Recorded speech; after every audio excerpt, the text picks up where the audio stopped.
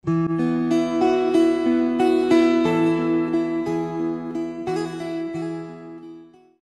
ba kayang akitin ni Madam Liza Araneta Marcos, mga kababayan, si Donald Trump? Mabibighani ba itong papasok na presidente ng Amerika sa mga chicken skin sa leeg ni Madam Liza Araneta? Na kung ang asawa ni Donald Trump ay isang beauty queen, maakit ba siya sa isang beauty queen? Sa ating first lady na si Madam Liza Araneta Marcos? Dahil meron pong bagong pasabog si Maharlika, mga kababayan, na ang bagong assignment daw ni Madam Liza Araneta Marcos ay landiin at akitin si Trump.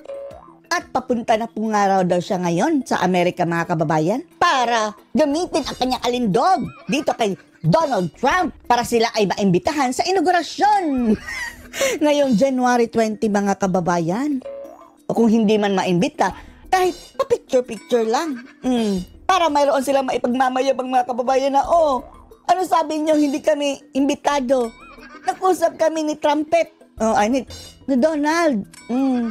Pinakitaan ko siya ng skid sa aking mga balikat, mga kababayan. Panoorin po natin itong video ni Maharlika, ha? Pahiram muna dito, Madam Maharlika. Ang assignment ni Lisa Tanas. Assignment. Meron pala ang assignment si Lisa Tanas. Landiin si Lola. Landiin! Yak! Oh, Diyos mio.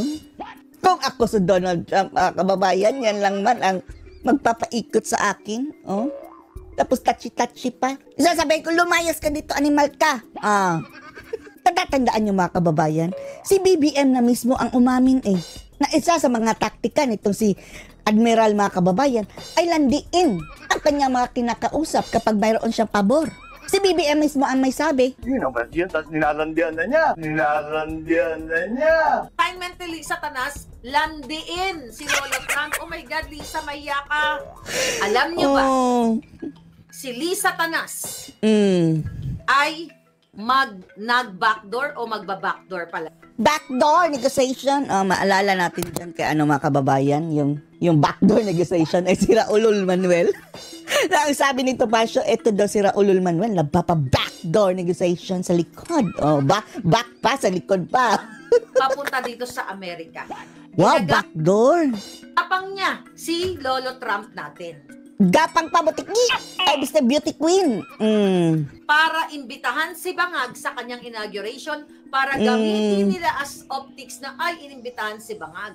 Kung gusto niyo talagang pumunta, doon kayo pumunta sa inauguration ni Kamala.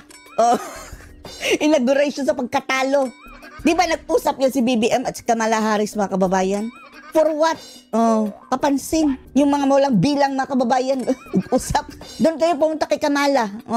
Masakit kasi sa kanilang dibdib, mga kababayan, dahil yan ang kanilang expertise, yung pagpupunta-punta sa party tapos hindi po imbitado. At ang sabi, mga kababayan, wala naman talagang imbitado ng mga presidente.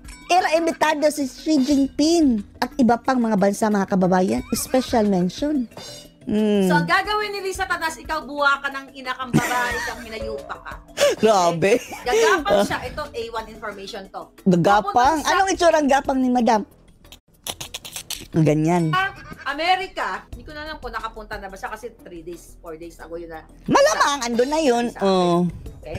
Para ligawan, mag-arte-arte, magpaawa. Wow! Hello, Trump! Siguro ganyan, mga kababayan. I love you, Trump! Uy, itsura mo. Tingnan mo asawa ni Trump. Beauty queen, mga kababayan.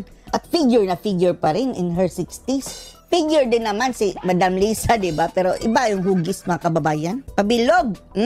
Kay Madam Melania, Coca-Cola. Naimbitahan si Bangag or makipag-picture-picture si Lisa Tanas picture-picture. Para kumari, pumunta siya, inimbitahan si Bangag.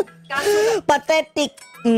Ikaw talaga ang susugod doon para at least ang picture lang man sa White House. ang papalabasin nila, Pinapunta kami ni Biden tumili pa nga ako Di ba, mga kababayan, yung nagkita sila ni Biden at ng kanyang asawa doon sa White House. First talaga, ha, yung unang tagpo, tumili si Madam Liza Araneta na sakit sa tenga. Parang hindi po proper, mga kababayan. Dili talaga. Hindi available si Bangag. For some reason, gagawa sila ng mga kaletsihang pagtitwist ng istorya. Kaya tandaan ninyo, Twist pa kapag more. si Lisa Tanas ay naka-picture kay Trump, alam nyo na. At kung hindi naman siya naka-picture, ibig sabihin, sinampal siya ng bonggang-bongga. Oo, dapat lang. Huwag mo kami bilugin. Oh. Kung reyna ka dyan sa Pilipinas, dito, dumi ka lang sa kuko.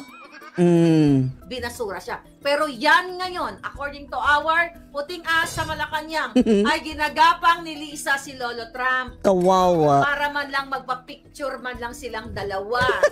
Para Magpagawa ka na lang ng standee, Madam Admiral. kahit hindi daw imbitahan si Bangag, ipapakita na may meron na natutuwa or inimbita si Bangag ni Trump.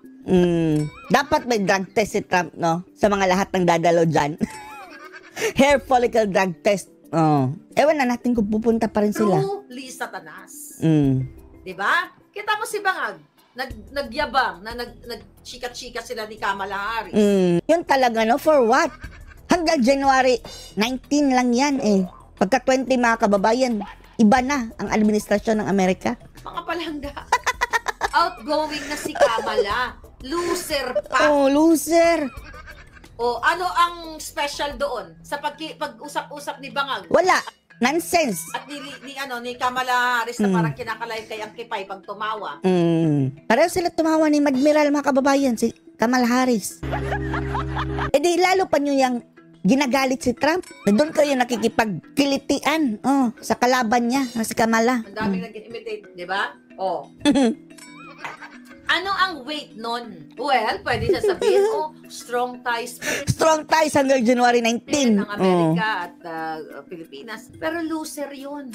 Talaga. Wala na yun. Kung meron man dapat kausapin si Bangag, kung Vice President, ay Mga walang utak, mga kababayan, no? Anong pinag-iisip ng mga ngag-ngag si ito? J.D. Vance or si Trump. Kaso, walang panahon si Lolo Trump sa kanila. Sa I have no time for this and nonsense. ngayon. Kaya Siguro yan ang sasabihin ni Trump.